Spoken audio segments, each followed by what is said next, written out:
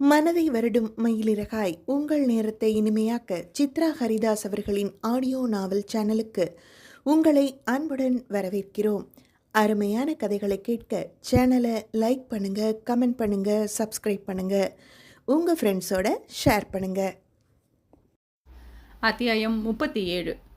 Moms என மகிழ்ச்சியில் கூச்சலிட்டவாறே கதவை திறந்து கொண்டு ஓடி வந்தான் விஸ்வா. கொண்டு வந்த உணவை மேஜையில் வைத்து சாப்பிட்டு கொண்டிருந்த வைபவ் அவனது கூச்சலில் எழுந்து நின்றான். மாம்ஸ் என கத்தியவன் அவனது புஜத்தை பற்றி அழுத்தி அவனை இறுக அணைத்துவிட்டு சிரிப்புடன் அவன் முகம் பார்த்தவன், மாம்ஸ், என் காதல் சக்சஸ் ஆகிடுச்சு.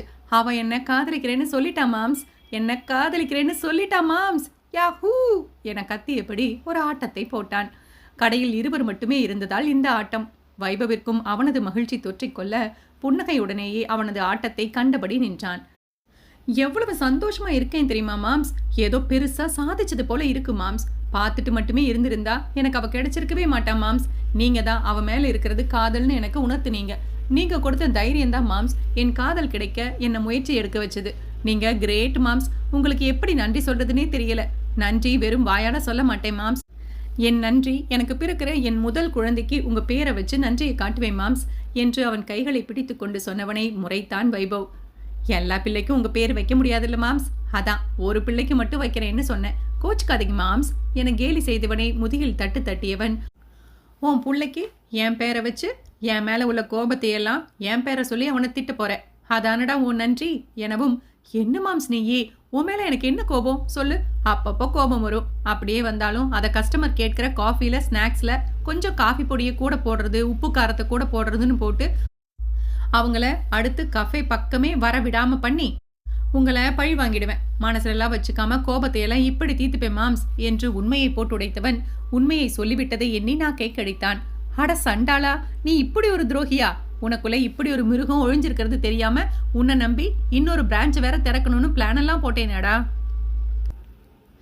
நீ மட்டும்தானா இல்ல அந்த பூவும் நாரையும் கூட சேர்த்து இந்த வேலை பண்றீங்களா என்று அவனை அடிக்க பாய, அவனுங்க ரொம்ப டீசென்ட் மாம்ஸ், காஃபில விரலை விட்டு டேஸ்ட் பார்த்து கஸ்டமரை ஓட வச்சிடுவானுங்க என்று சொல்லிக்கொண்டே ஓட இவனும் அவனை அடிக்க துரத்தினான்.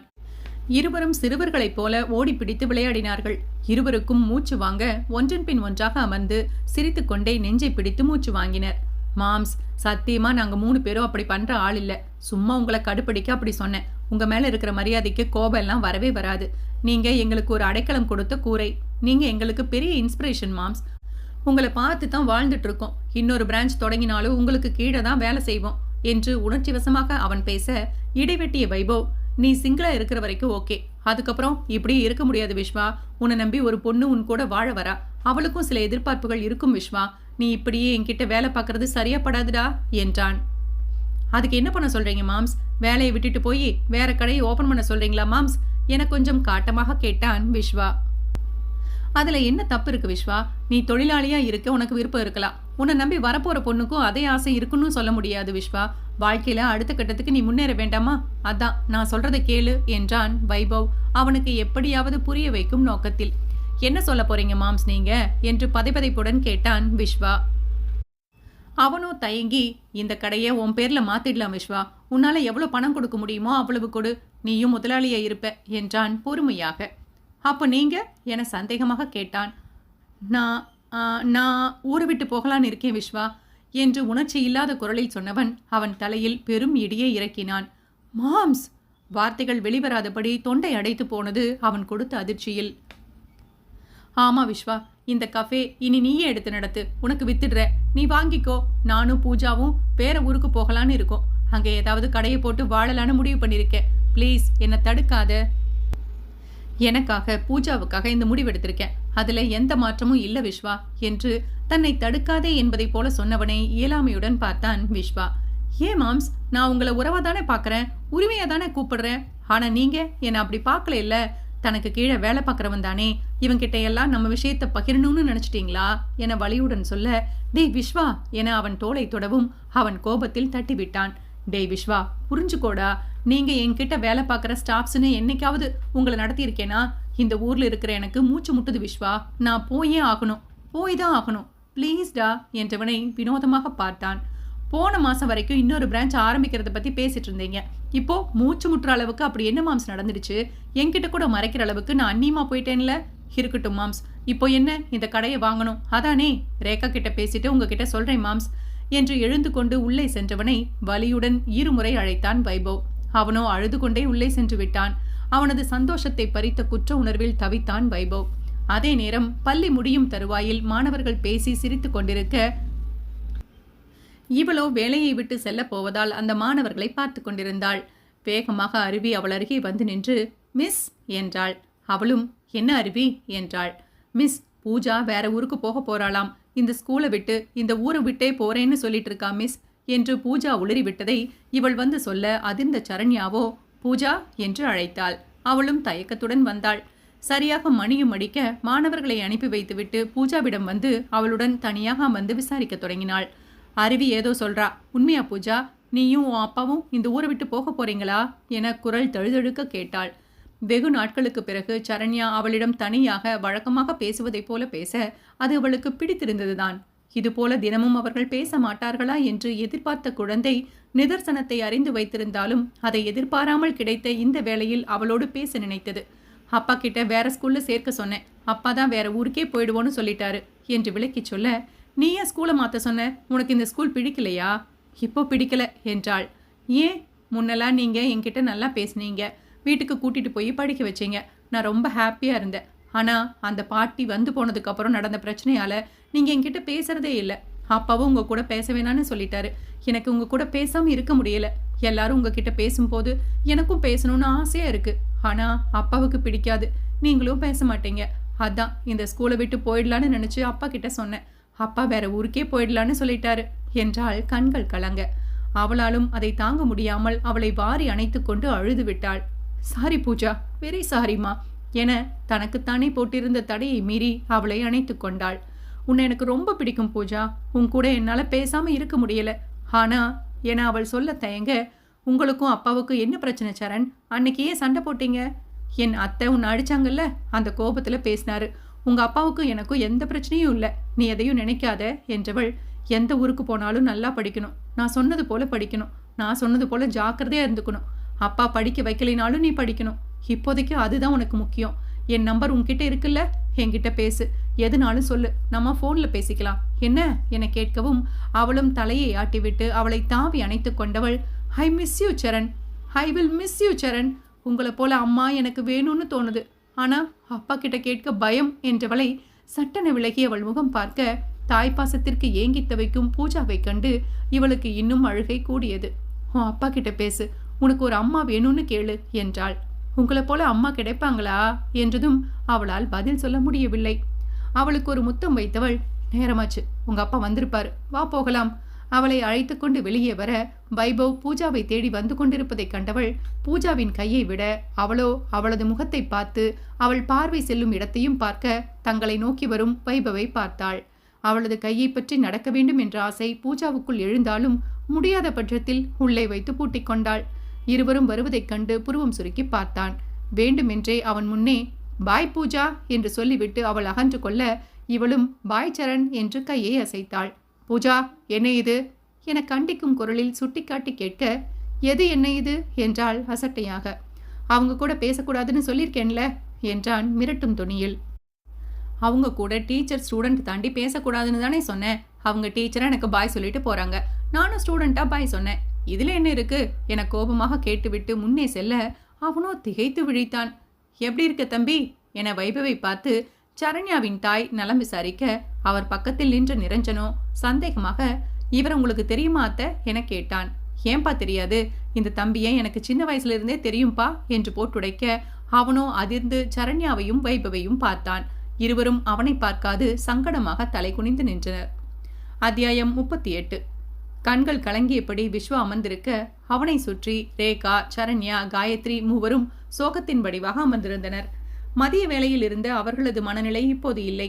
இனிப்பான செய்தியை சொல்ல வரும் இருவருக்கும் இனிப்பில் திளைக்க வைக்க அவர்கள் இருவருக்காகவும் கேசரி செய்து வைத்து காத்திருந்தார் ரேகா. இருவரையும் ஜோடியாக பார்க்கும் ஆர்வத்தை மகிழ்ச்சியையும் சரண்யாவிடம் பகிர்ந்தவர் அவளையும் தன்னோடு இருக்க வைத்துக் கொண்டார். முகவாட்டத்துடன் இருந்த அவளிடம் என்னவென்று கேட்க வேலை செய்த களைப்பு என்று சமாளித்து விட்டாள். இருவரும் அவர்களுக்காக காத்திருந்தனர். விஸ்வா வீட்டிற்கு சென்று 1 மணி நேரத்தில் வந்து விடுவதாக வைபவை பாராமல் எங்கோ பார்த்து சொல்லிவிட்டு வெளியே வந்தான். வைபவ் அவனிடம் விஷயத்தை பகிர்ந்ததிலிருந்து அவனால் கோபத்தையும் அழுகையையும் அடக்க முடியவில்லை. தனியாக சென்று அமர்ந்து அழுது தீர்த்தான். புவனும் நரேனும் வர அவனை அமைதியாக வரவேற்றான் வைபவ். தனியாக வந்து அழுது கொண்டிருக்கும் விஸ்வாவிடம் பதறி துடித்து இருவரும் பக்கத்தில் அமர்ந்து என்னவென்று கேட்க அவனோ அவர்களிடம் விஷயத்தை கூறினான். இருவரும் கோபம் கொண்டு வைபவிடம் ஒரு மூச்சு கத்திவிட்டு விஸ்வாவிடம் வந்து அமர்ந்து கொண்டனர். வைபவும் பேச்சற்று கலங்கிய கண்களுடன் அமர்ந்திருந்தான். எடுத்த முடிவு சரி என்றாலும் அன்பான சொந்தங்களை விட்டுச் செல்வதில்தான் அவனுக்கு வருத்தமே. அவனுக்கும் வேறு வழி இல்லை. தன் மகளுடன் நிம்மதியாக ஒரு வாழ்க்கை வாழ வேண்டும் என்று நினைக்கின்றான். யாருக்கும் தங்களால் பிரச்சனை வந்துவிடக் கூடாது என்று எண்ணுகின்றான். அதற்காகவே இந்த எதிர்ப்புகள் மத்தியிலும் அவன் செல்லும் முடிவில் மேலும் உறுதியாக இருக்கின்றான். விஸ்வா காயத்ரியை அழைக்க புனிதா, சந்தோஷி இருவரும் அவனது காதல் கூடியதற்காக வாழ்த்துக்களும் ட்ரீட்டும் கேட்டு வைக்க அவனோ வழியே வந்த சிரிப்புடன் அவர்களது வாழ்த்துக்களுக்கு நன்றி கூறி நாளை வைப்பதாக கூறிவிட்டு காயத்ரியின் வண்டியை அங்கேயே வைக்க சொல்லிவிட்டு இவன் மட்டும் அவளை அழைத்துச் சென்றான். அவன் முகமாற்றத்தை அங்கே கண்டு கொண்டவள் அவர்கள் இருக்கும் வரை கேட்டுக்கொள்ளாமல் அவர்கள் தனியே வந்ததும் கேட்டாள். என்னப்பா, சந்தோஷமா வந்து கூட்டிட்டு போவேன்னு பார்த்தா சோகமா இருக்கேன், அதுக்குள்ள என்னப்பா ஆச்சு என அவன் தோளில் நாடியை பதித்து கேட்டாள். காதோறும் அவளது மூச்சுக்காற்றை அவ்வப்போது அவளது இதழும் தீண்ட பாவம் அதை கூட அனுபவிக்க முடியாத வேதனையில் தவித்தான். வைபவிற்கும் எத்தனை வருட பழக்கம். அவனை விட்டு செல்கிறேன் என்றதும் டாட்டா காட்டிவிட்டு செல்லும் உறவு அல்ல அவர்களது உறவு. உடன் பிறந்தவளை கட்டியவரை போல மாமா, மாம்ஸ் என்று அவனை அவ்வுறவாகவே நினைத்து அவன் அழைத்திருக்க, அன்பு பாசம் காட்டியிருக்க, இப்போது பிரிய போவதை அவனால் சட்டென்று ஏற்க முடியவில்லை. அதுவும் தன்னுடன் பகிராமல் முடிவெடுத்தது இவனுக்கு இன்னும் கோபத்தை தூண்டியது. மிஸ்டர் பேக்கர் பேக்கு, என்னதான் பிரச்சனை? இவ்வளவு கிட்ட வந்து என்ன விஷயம்னு கேட்குற, கொஞ்சம் கூட ரியாக்ஷன் இல்லாமல் அமைதியாக இருக்க, என்னாச்சு உனக்கு? பேசிட்டே இருப்பேன், இன்னைக்கு ஏன் இவ்வளோ அமைதி என்றால் உள்ளே எழுந்த சிறு ஏமாற்றத்தாள். வண்டியை ஓரமாக நிறுத்தியவன் அவளை இறங்கச் சொல்லி தானும் இறங்கிக் கொண்டு அவள் கையை பிடித்து கொண்டான். சாரி காயுமா, என்னை தப்பா எடுத்துக்காத. ஆசையா கிட்ட வந்தா என்னடா ரியாக்ட் பண்ணாமல் இருக்கானேன்னு நினைக்காத. எனக்கு அது பிடிச்சிருந்தாலும் இப்போ அதுக்கெல்லாம் ரியாக்ட் பண்ணுற மனநிலையில் நான் இல்லை. ஏன்னு வீட்டுக்கு போயிட்டு சொல்கிறேம்மா. நாம் கிட்ட வந்தா இவனுக்கு பிடிக்கலையோன்னு தப்பா எதுவும் நீ உள்ளுக்குள்ளே நினச்சிக்காத. நான் தெளிவாக எல்லாத்தையும் உன்கிட்ட சொல்கிறேன் காயுமா, ப்ளீஸ் என குரல் தழுதெடுக்க சொன்னவனை வியப்புடன் பார்த்தாள். கத்தனும் போல இருக்கு காயுமா, அவ்வளோ கோபம் உள்ள இருக்கு என சொன்னவனை கட்டி அணைத்து சமாதானம் செய்ய உள்ளமும் கைகளும் பரபரத்தாலும் இடம் பொருள் ஏவலை எண்ணி அமைதியானவள், நான் எதுவும் நினைக்கல விஸ்வா, நம்ம வீட்டுக்கு போய் பேசிக்கலாம் என்றாள். இருவரும் அங்கிருந்து புறப்பட்டு விஸ்வாவின் இல்லம் வந்தனர். பெரும் மகிழ்ச்சியில் வரவேற்க காத்திருந்த ரேகாவிற்கு இருவரது அமைதியும் பேரனின் முகத்தில் படிந்த சோகத்தையும் கண்டவருக்கும் குழப்பம் உண்டாக புருவ முடிச்சுக்களுடன் வரவேற்றார். சரண்யாவிற்கு விஸ்வாவின் முகத்தைக் கண்டு விஷயத்தை ஓரளவு யூகிக்க முடிந்தது. பூஜா சொன்ன விடயம்தான் விஸ்வாவையும் சோகத்தில் ஆழ்த்தி இருக்கிறது என்று புரிந்தது. ரேகா என்றான் வைபவ். சொன்ன அனைத்தையும் சொல்லி முடிக்க இருவருக்கும் அதிர்ச்சி. சரண்யாவிற்கும் அவன் கடையை விஸ்வாவிடம் தந்துவிட்டு செல்வது அவளுக்கு இன்னும் அதிர்ச்சிதான். அதில் குற்ற உணர்வும் கொஞ்சம் கலந்திருந்தது. ஐயோ, இந்த தம்பியே இப்படி ஒரு முடிவெடுத்திருக்கு. பொம்பளை பிள்ளைய வச்சுட்டு ஊர் பேர் தெரியாத ஊருக்கு போய் என்ன பண்ண போகுது? என்ன நடந்துச்சு? இப்படி ஒரு விபரீத முடிவு எடுத்திருக்கு இந்த தம்பி என அவரும் கலங்கி விட்டார். இருவரும் அழுவதைக் கண்டதும் அவளுக்கு கனம் கூடியது. நெஞ்சை பிடித்து கொண்டு அமர்ந்து விட்டாள். நானும் அவர்கிட்ட சண்டை போட்டேன் ரேகா, ஆனால் அவர் மனசு மாறவே இல்லை. அவர் பிடியிலேயே இருக்காரு, கொஞ்சம் கூட இலகலை அவரு. அப்படி முடிவெடுக்க என்ன காரணம்னு கேட்டுட்டேன். வாயவே திறக்கல ரேகா, என்னால் ஜீர்ணிக்க முடியல. எத்தனை வருஷ உறவை அவர் சட்டுன்னு தூக்கி போட்டுட்டு போறாரு. அவர் போகக்கூடாது ரேகா என தகப்பனை பிரிகின்ற சிறு பையனைப் போல அவரை கட்டிப்பிடித்து அழுதான். கீழே அவர் பக்கத்தில் அமர்ந்திருந்த காயத்ரிக்கு வைபவின் மனநிலை புரிய விஸ்வாவிற்கும் புரிய வைத்திட நினைத்தாள். விஸ்வா, நீ உன் இடத்துலேருந்து யோசிச்சு அவர் பண்ணுறது தப்புன்னு நினச்சா அவரை திட்டுற. ஆனால் வைபவ் அண்ணா இடத்துல இருந்து நீ யோசிச்சு பாரேன். மூச்சு முட்டுதுன்னு சொல்கிறாரு. நீ அவரை இன்னும் இங்கே அழுத்தி இருக்க சொன்னா அவரால் தாங்க முடியுமா? தெரியாம நூலில் சிக்கி பறக்க முடியாத புறாவை பக்கத்தில் வச்சுக்க நினைப்பியா? இல்லை காலில் சிக்கி இருக்கிற நூலை எடுத்து விட்டு அதை பறக்க விடுவியா? கண்டிப்பாக நீ சிக்கலை எடுத்து பறக்கத்தான் விடுவ. அது போலத்தான் அவரை போக விடு. மன அழுத்தத்தில் இருக்கிறவரை தெளிய வச்சு போக விடு. அவர் உன் உறவே வேணான்னு போகலை, கொஞ்சம் ரிலாக்ஸுக்காக இடமாற்ற வேணும்னு நினைக்கிறாரு. அது தப்பில்லப்பா, போகட்டும். உறவுகள் இருக்க பிடிச்சா அது பாசமாக இருந்தாலும் மூச்சு முட்டத்தான் செய்யும், வலிக்கத்தான் செய்யும். சின்ன பிள்ளை மாதிரி அழாம மெச்சூரிட்டி வந்த வயசு பையனா யோசி என்றாள் அவன் தலையை வருடியபடி. அவள் சொல்வதும் சரியென மூவருக்கும் பட்டது. சரண்யா அதை முழுவதுமாக ஏற்றுக்கொண்டாள். இப்போதைக்கு அவளால் அங்கிருந்து நகர முடியாதுதான். ஆனால் குழந்தை உண்டாகிவிட்டால் போதும். 3 மாதம் சென்றதும் மீண்டும் மதுரைக்கு திரும்பி விடலாம் என்றுதான் எண்ணியிருந்தாள். ஆனால் அதற்குள் அவன் முந்திக் கொள்ள அவளால் எதுவும் சொல்ல முடியாத நிலை. செய்த கேசரியை மூவருக்கும் எடுத்து வந்து கொடுத்தவ, சந்தோஷமா கொடுக்கணும்னு நினைச்சேன், இந்த நேரத்துல கொடுக்க வேண்டியதா இருக்கு என்று வருத்தத்துடன் கொடுக்க, அதனை வாங்கி சாப்பிட்டு விட்டு இருவரும் கிளம்பிட சரண்யா தன் இல்லம் வந்தாள். அவளால் எதையும் செய்யும் மனநிலை இல்லாததால் நிரஞ்சனுக்கு அழைத்து வெளியே சாப்பிட ஏதாவது வாங்கி வர சொல்லிவிட்டு அமைதியாக அமர்ந்து கொண்டாள். விஸ்வாவை கொஞ்சம் தெளிய வைத்துத்தான் அனுப்பி வைத்தாள் காயத்ரி. இல்லம் வந்ததும் இரு விஷயங்களையும் தன் தந்தையிடம் சொல்ல வருத்தமும் சந்தோஷமும் என இரு நிலையில் தவித்திருந்தார். அவளது அக்காவிடம் சொல்ல அவளும் அதே நிலைதான். இரவு இல்லம் வந்தவனை எதுவும் கேட்காது அமைதியாக வரவேற்றார் ரேகா. விஸ்வா வழக்கமாக செய்வதை செய்துவிட்டு வீட்டிற்குள் சென்று விட்டான். அவனும் சரண்யாவின் வீட்டை ஒரு தரம் பார்த்துவிட்டு உள்ளே சென்று விட்டான். சரண்யா நிரஞ்சனிடம் சொல்ல அவன் அதை பெரிதாக எடுத்துக்கொண்டது போல தெரியவில்லை. அவனுக்குத்தான் அதில் பாதிப்பில்லை. ஆனால் அவனுக்கு பூஜா செல்வதில் கவலை தினமும். அவளது சிரிப்பை இனி பார்க்க முடியாமல் போவதை எண்ணித்தான் அவனுக்கும் வருத்தமாக இருந்தது. நாம என்ன பண்ண முடியும்? அது அவர் முடிவு. அதுல மூக்க நுழைக்கிறது அநாகரிகம் சரண். சின்ன பிரச்சனைக்கு இவ்வளோ ரியாக்ட் பண்ண வேண்டிய அவசியம் என்ன? எனக்கு புரியல. இருந்தாலும் பூஜாவையும் அவளோட சிரிப்பையும் மிஸ் பண்ணுவேன். அதுதான் வருத்தமா இருக்கு என்றான். அவளோ எதுவும் பேசவில்லை.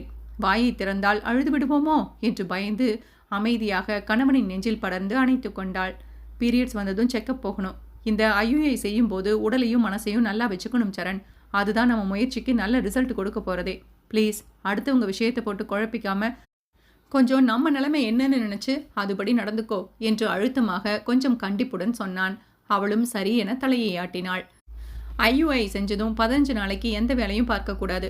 பெட் ரெஸ்ட் தான். அதனால அத்தையை கொஞ்ச நாளைக்கு உனக்கு துணையா இருக்க சொல்வோம். அப்புறம் குழந்தை கன்ஃபார்ம் ஆனதும் அவங்க இருந்து பார்த்துக்கிறதும் இல்லை போறதும் அவங்க இஷ்டம்.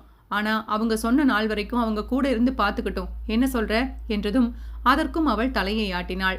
மறுநாள் விடிய இறுக்கங்கள் இருந்த மனங்கள் கொஞ்சம் இலகி போயிருந்தது. புது விடியலில் விஸ்வா வைபவிடம் அவ்வளவாக பேச்சு வைத்துக் கொள்ளவில்லை என்றாலும் வழக்கம் போலவே இருந்தான். கடையை வாங்கிக் கொள்வதாக சொன்னான். ஒரு புறம் கடையை மாற்றும் வேலை நடந்து கொண்டிருக்க, மறுபுறம் அவளுக்கு ஐயுஐ சிகிச்சையும் நடந்தது. நாட்கள் செல்ல அவளுக்குள் தேவையான விந்தணுக்களை செலுத்தி 15 நாள் படுக்கையில் ரெஸ்ட் எடுக்க சொல்லிவிட மகளின் உடல்நிலையை எண்ணி அவரும் வந்துவிட்டார். முதலில் மகளுக்கு முடியவில்லை என்றதும் பதறியவர் விஷயத்தை மேலோட்டமாக சொல்ல அவரும் புரிந்தும் புரியாமல் மகளுடன் இருக்க ஒத்துக்கொண்டு அன்றுதான் வருகை தந்தார். அன்றிரவு வேலைகளை முடித்து ரேகாவிடம் பேசிக் கொண்டிருந்தார். அப்போது நிரஞ்சனும் வெளியே போய்விட்டு தாமதமாக வர சரியாக வைபவும் மகளை தூக்கி கொண்டு வர அவனை அடையாளம் கண்டு கொண்டார் சரண்யாவின் தாய் மாலா. தம்பி, நீங்க இங்கேயா இருக்கீங்க? எப்படி இருக்கீங்க? இது உங்க பொண்ணா? அப்பா அம்மா எப்படி இருக்காங்க என்று விசாரிக்க ரேகாவும் நிரஞ்சனும் அவரது விசாரிப்பில் அதிர்ந்தனர். உங்களுக்கு இவரை முன்னாடியே தெரியுமா அத்தை? எனக்கு இந்த தம்பியை சின்ன வயசுலேருந்து தெரியும்பா. இவங்க அப்பாவும் உங்க மாமனாரும் ஃப்ரெண்டுப்பா என்றார். நிரஞ்சன் வைபவ் சந்தேகமாக பார்க்க அவனோ நிலைமையை புரிந்து கொண்டு மூவரிடமும் விடை பெற்று அறைக்குள் சென்று விட்டான். இவனோ ஏற்கனவே சாப்பாடு வேண்டாம் என்று மறுத்தவன் அறைக்குள் சென்று அடைந்து கொண்டான். சரண்யா உள்ளே கதைப்பிடித்துக் கொண்டிருந்தவள் சந்தோஷமாக அவனை வரவேற்க அவனோ அவள் அருகே அமர்ந்து, உனக்கு வைபவ முன்னாடியே தெரியுமா என்று கேட்டு முதல் அதிர்ச்சியை கொடுக்க அதிர்ந்தாள். பின் தன்னை நிதானித்து தெரியும் என்றாள். ஏன் என்கிட்ட சொல்லல? 2 பேரும் ஒருத்தருக்கு ஒருத்தர் அறிமுகம் இல்லாதவங்க மாதிரி இருந்தீங்க. உனக்கு அவரை தெரியும் தானே? ஏன் என்கிட்ட சொல்லாம மறைச்ச? சொல்ற அளவுக்கு அவர் நெருங்கிய உறவில்லை. அவரே என்ன தெரிஞ்ச மாதிரி காட்டிக்காத போது நான் மட்டும் ஏன் தெரிஞ்சவரை போல காட்டிக்கணும் என்றாள் சிறு கோபத்தில்.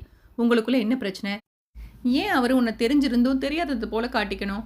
அவர் காதலை நான் ஏத்துக்காத கோபத்துல அப்படி நடந்திருக்கலாம் என்று அவன் தலையில் இடியை இறக்க கண்கள் எடுங்க அவளை பார்த்தான். அவளோ அவனை பாராமல், நான் ஏற்கனவே சொல்லியிருக்கேன், என்னை காதலிக்கிறேன்னு ஒருத்தர் சொன்னாரு, நான் தான் அவர் காதலை ஏத்துக்கலைன்னு சொல்லியிருக்கேன்ல, அது வைபவ் தான் என்று சொல்லி மேலும் இடியை இறக்கினாள். அவன் முகம் இறுகிப்போய் அமைதியாக இருக்க அவனிடம் அனைத்தையும் சொல்ல ஆரம்பித்தாள். அத்தியாயம் 39. சொத்து தகராறால் திருச்சியிலிருந்து மதுரைக்கு இடம்பெயர்ந்தனர் வைபவின் குடும்பம். அவனது அப்பா ஒரு கேட்டரிங் சர்வீஸ் திருச்சியில் நடத்தி வருகிறார். தந்தையின் சொத்துக்கள் இருந்தும் உழைத்து சம்பாதிக்க வேண்டும் என்ற நோக்கில் அவருக்கு தெரிந்த சமையலை வைத்து கேட்டரிங் தொழிலை ஆரம்பித்தார். அவரது தொழில் நன்றாக சென்றது. ஆனால் உடன் பிறந்த சகோதரர்கள் அங்காளி பங்காளி வயிற்றெரிச்சல் அவரை விட்டு வைக்கவில்லை. அவருக்கு கேட்டரிங் ஆர்டர்கள் எதுவும் கிடைக்காமல் போனது. சில ஆட்களை வைத்து தகிடுதத்தம் செய்து அவரது தொழிலை மீண்டும் தொடராதபடி முடக்கிவிட்டனர். அவரோ அவரது சொத்தை விற்று மீண்டும் தொழிலை புதுப்பிக்க என்ன சொத்தில் பங்கு கேட்டு கோர்ட்டில் கேஸ் போட்டிட இவரும் ஆகட்டும் பார்க்கலாம் என்று எண்ணியவர் கோர்ட் கேஸ் ஒரு புறம் இருக்க இவராகவே ஊரை விட்டு மதுரைக்கு வந்து விட்டார். இருக்கும் கொஞ்ச பணத்தை மகன்கள் பள்ளியிலும் கல்லூரியிலும் சேர்க்க செலவு செய்துவிட்டு ஒத்தைக்கு வீடு வாங்கி குடும்பத்தை பத்திரப்படுத்தி விட்டார். தொழில் வைக்க பணம் இல்லாததால் வேலை தேடி அலைந்தார் சேகர். திருச்சியில் ஒரு திருமணத்திற்கு வந்த நடராஜன் சரண்யாவின் தந்தை. சேகரின் சமையலை சாப்பிட்டதும் பிடித்துவிட அவரை பாராட்டி அலைபேசி எண்ணை வாங்கி வைத்துக் கொண்டார். ஒரு நாள் சேகரை எதேர்ச்சியாக பார்க்க நேர்ந்தது. அவரை வீட்டுக்கு அழைத்து வந்தார் நடராஜன். அவருக்கு தன் மனைவி மாலாவையும் ஒற்றை மகள் சரண்யாவையும் அறிமுகம் செய்து வைத்தார். இருவரும் தனியாக அமர்ந்து பேச தன் மொத்த கதையையும் சொன்னார் சேகர். நடராஜன் அவரை தேற்றினார். இங்க தொழிலை தொடங்க சொன்னார். பணமும் தருவதாக சொல்ல அவரிருந்த மனநிலையில் வேண்டாம் என்று மறுத்தவர் வேலை வாங்கி தருமாறு கேட்க அவரும் அவருக்கு உதவி செய்தார். கல்லூரியில் கேன்டீனில் வேலைக்கு சேர்ந்தார். நடராஜனின் சித்தப்பாதான் அங்கே கேன்டீன் வைத்திருக்க அவரிடம் சேர்த்து விட்டார். முதலில் சம்பளத்துக்குத்தான் வேலைக்கு சென்றார். அவரது வேலையும் கைப்பக்குவமும் அவருக்கு பிடித்துவிட்டது. கேன்டீனில் லாபம் வரத் தொடங்கியது. நாட்கள் செல்ல அந்த பெரியவருக்கு முடியாமல் போக அவர் சேகரிடம் கடையை நீயே எடுத்துக்கோ, எனக்கு பணத்தை கொடுத்துடு என்றார். முதலில் மறுத்தவர் பின் நடராஜனின் உதவியாலும் மனைவியின் நகையை அடமானம் வைத்தும் கடையை வாங்கி கொண்டார். இப்போது கேன்டீன் சேகருடையது. கல்லூரி தாளாளர் அவருக்கே குத்தகைக்கு கொடுத்து விட்டார். லாபம் கொழிக்க அவரது நிலை கொஞ்சம் முன்னேற்றம் அடைந்தது. இதற்கெல்லாம் காரணம் நடராஜன் தான். அவருக்கு நன்றியோடும் நட்போடும் இருந்தார். பெரியவர்கள் பேசி பழகிக்கொள்ள இளையவர்கள் யாரும் ஒருவரையொருவர் அறிமுகம் செய்து கொள்ளவில்லை. பெரியவர்கள் அதுவரை அவர்களது உறவை நீடித்துக் கொள்ளவில்லை. சேகர் சரண்யாவை மருமகளே என்று அழைத்தாலும் அவரது மகன்களை காட்டியதில்லை. நடராஜன் சேகரின் மனைவி லலிதாவை தங்கை என்றும் அவரது மகன்களுக்கு தாய்மாமனாகி போனார். இருந்தும் மகளை பற்றி மூச்சு எடுத்ததில்லை. பிள்ளைகள் மூவரும் சந்தித்ததில்லை. மூத்தவன் விபு பிரசாந்த் கல்லூரியில் 2ஆம் வருடம் செல்ல வைபவ் 12ஆம் வகுப்பு தேர்வு எழுதிவிட்டு ரிசல்ட்டுக்காக காத்திருந்தான். சரண்யாவும் 12ஆம் வகுப்பு பரீட்சை எழுதி முடித்துவிட்டு முடிவுக்காக காத்திருந்தாள். தேர்வு முடிவுகள் வந்தது. வைபவ் பாஸ் மட்டும்தான் ஆகியிருந்தான். ஆனால் அவனை எந்த கல்லூரியிலும் சேர்த்துக்கொள்ளாத அளவுக்கு மதிப்பெண்கள் எடுத்து வைத்திருந்தான். சரண்யா அதிக மதிப்பெண்கள் எடுத்தாலும் கலைக்கல்லூரியில் சேர்ந்து மேக்ஸ் படிக்க வேண்டும் என்பது அவளது ஆசை. அதை அப்படியே நிறைவேற்றினார் நடராஜன். சேகர்தான் வைபவை போட்டு அடி வெளுத்து விட்டார். எனக்கு படிப்பு வரலப்பா என்று அழுகையுடனே அழுத்திச் சொல்ல தன்னோடு கேன்டீனுக்கு வந்து வேலை பார்க்க சொல்லிவிட்டார். இருவரும் ஒரே நாளில்தான் கல்லூரியில் காலை வைத்தனர். முதல் நாள் கழிய 2ஆம் நாள் தனது தோழியின் பட்டாளத்துடன் வந்தாள் சரண்யா. சேகரை கண்டதும் இணக்கமாக பேசினாள். எப்படி இருக்கீங்க மாமா என்று விசாரித்தாள். அவரும் அவளை கண்டதும் நலம் விசாரித்தவர் பின் என்ன வேண்டும் என்று கேட்க வடை என்றாள். வடையை கொடுக்க சொன்னவர் காசு வாங்க மறுக்க, மாமா அதெல்லாம் இல்லை, நீங்க காசு வாங்கணும் என்றாள் பிடியில். என் மருமக கிட்ட எப்படிமா காசு வாங்குறது என்றார். யாரா இருந்தாலும் வாங்கித்தான் ஆகணும் மாமா. நான் தினமும் இங்கே வருவேன், சாப்பிடுவேன். அப்பவும் காசு வேணான்னு சொல்லுவீங்களா? என் கூட சேர்ந்து அவங்களும் சாப்பிடுவாங்க. என்கிட்ட மட்டும் காசு வாங்காமல் போனால் அவங்க என்ன ஒரு மாதிரி பார்க்க மாட்டாங்களா? எனக்கு அது சங்கடம் மாமா. அதுக்கு தான் சொல்கிறேன், நீங்கள் என்கிட்ட காசு வாங்கணும் என்று பணத்தை நீட்ட, நீ அப்படியும் உன் அப்பா மாதிரிம்மா என்று சொல்லிக்கொண்டு அவளிடம் காசை வாங்கினார். வடை போட்டு கொண்டிருந்த வைபவ் இவர்கள் பேச்சை கேட்டுக்கொண்டுதான் இருந்தான். யார்டா அது மாமான்னு பேசிட்டு இருக்குது, அவரும் மருமகளைங்கிறாரு என அவன் எட்டி பார்க்க அவளது முதுகுப்புறம் தான் தெரிந்தது. வைபவ் 8 வடக்கட்டி எடுத்துட்டு வா என்றதும் சரி என்று குரல் கொடுத்து கட்ட ஆரம்பித்தவன் வேகமாக வடையை பேப்பரில் கட்டி எடுத்து வந்து கொடுக்கும் போதுதான் அவளது முகத்தை பார்த்து அசந்து போய் விட்டான். அவனிடம் வடையை வாங்கி அவளிடம் கொடுத்துவிட்டு அவனை உள்ளே போக சொன்னார். அவனும் இன்னொரு தடவை அவளது முகத்தை பார்த்துவிட்டு உள்ளே சென்று விட்டான். அவளும் அவனை பார்த்தால்தான். அன்று கல்லூரி சேர்ந்தபோது இவன் இல்லை. இன்று அவன் இருக்க சந்தேகத்தில், என்ன மாமா இந்த தம்பியை புதுசாக வேலைக்கு வச்சிருக்கீங்களா என்று கேட்க, அவரோ பெரும் குரலில் சிரித்துவிட்டு, அது என் புள்ளம்மா, படிப்பு ஏறலை, அதான் எனக்கு உதவியாக வச்சுக்கிட்டேன் என்றார். அவளும் அதிர்ந்து போய், படிப்பு ஏறலைனா இப்படியா வேலை பார்க்க வைப்பீங்க? அவருக்கு எந்த படிப்பில் என்ன இன்ட்ரெஸ்ட்னு கேட்டு அதில் சேர்த்து விடலாம்ல மாமா? எங்கம்மா, அவனுக்கு இந்த சமையலை தவிர எதுலேயும் விருப்பம் இல்லை, மூளையில் எதுவும் ஏறலை என்றார் இளக்காரமாக. அவனோ அவரை திரும்பி பார்த்து முறைத்தான். அதை அவர் கண்டுகொள்ளவில்லை. ஏமாமா இப்படி சொல்கிறீங்க? படிப்பு வரலைனா என்ன, சமையல் வருதே, அவரை கேட்டரிங் கோர்ஸ் எடுத்து படிக்க சொல்லி நீங்கள் ஏன் படிக்க வைக்கக்கூடாது? படித்ததுக்கு படித்தது போல இருக்கும், இவங்களும் முறையாக சமையல் கற்றுக்கிட்டது போல இருக்கும். படிப்பு இருந்தால் தான் மாமா இந்த ஊரு நம்மளை மதிக்கும் என்று அப்பாவுக்கு தப்பாமல் பிறந்தது போல அறிவுரை வழங்கினாள். வைபவ் கூட யோசிக்காத ஒன்றை அவள் சொல்லி இருக்க அவனோ திரும்பி அவளை ஆச்சரியமாக பார்த்தான். யாரா இது? எனக்கே இது தோணலை. ச்சே, யார் இந்த தேவதை, யார் இந்த தேவதை என்று பாடியவனுக்கு தன் வாழ்க்கையின் திசையை மாற்றிவிட்ட தேவதை என உள்ளுக்குள் நினைத்து கொண்டான். அவளது யோசனைப்படி மாலையில் கேட்டரிங் கோர்ஸ், பகல் முழுவதும் கேன்டீன் வேலை என அவனது ஒவ்வொரு நாளும் பரபரப்பாக சென்றது. அவனுக்கு அவனது வாழ்க்கை மாறியதில் ஆச்சரியமாக இருந்தது. இப்படியே நாட்கள் செல்ல தினமும் சிரிப்புடன் பார்த்துவிட்டு செல்லும் அவள் மீது அவனுக்கு காதல் வந்தது. அவளோ தினமும் நட்பு ரீதியாக 2 வார்த்தை பேச மட்டும் இருந்தாள். ஆனால் அவனோ அவள் மீது காதல் பித்தனாகி போனான். படிப்பு முடிந்தது. ஒரு நல்ல வேலைக்கு சேர்ந்ததும் மருமகளே என்று தந்தை ஆசையாக அழைக்கும் அவளை மெய்யாகவே மருமகளாக்கிட நினைத்து தனது கணக்கினை போட கடவுளின் கணக்கு இங்கு வேறானது. அதுவும் அவரது முதல் கணக்கு சரண்யாவை வைத்துத்தான். இடியாக விழுந்தது அவளது தந்தையின் மரணச் செய்தி.